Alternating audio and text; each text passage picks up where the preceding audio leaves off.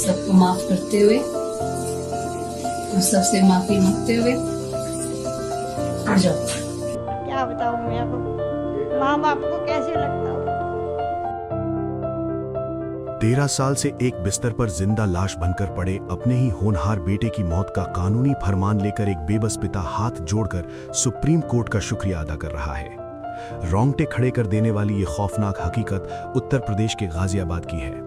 यहाँ 30 साल के हरीश राणा को इच्छा मृत्यु यानी पैसिव यूथनेसिया देने की उनके परिवार की लंबी कानूनी लड़ाई के बाद सर्वोच्च अदालत ने मौत की इजाजत दे दी है।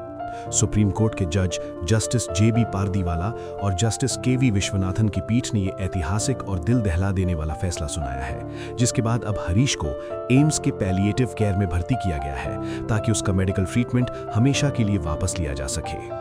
अब सबसे बड़ा और शरीर में सिहरन पैदा करने वाला सवाल यह है कि आखिर हरीश राणा को इच्छा मृत्यु कैसे दी जाएगी। मौत की ये पूरी प्रक्रिया बेहद जटिल होने वाली है, क्योंकि हरीश राणा खुद से सांस ले सकते हैं। वो किसी मशीन या वेंटिलेटर के सहारे जीवित नहीं है, बल्कि उनकी सांसें प्राकृतिक रूप से चल रही हैं। इसलिए अब डॉक्टरों की टीम ये तय करेगी कि उनका सांस लेना कैसे बंद हो।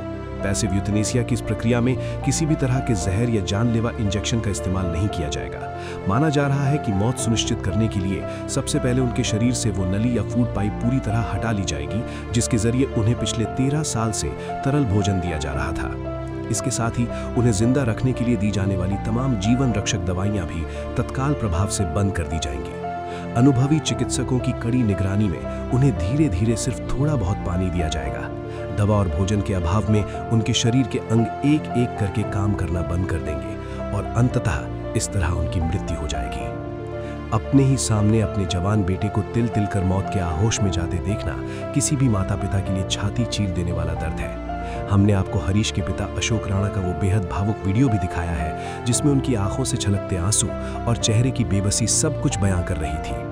पत्रकारों से बात करते हुए रुंधे गले से अशोक राणा ने कहा कि एक पिता होने के नाते अपने बेटे की मौत मांगना कितना दुखदाई होता है, ये सिर्फ वही समझ सकते हैं। उन्होंने बताया कि वो और उनकी पत्नी अब काफी बुजुर्ग हो चुके हैं।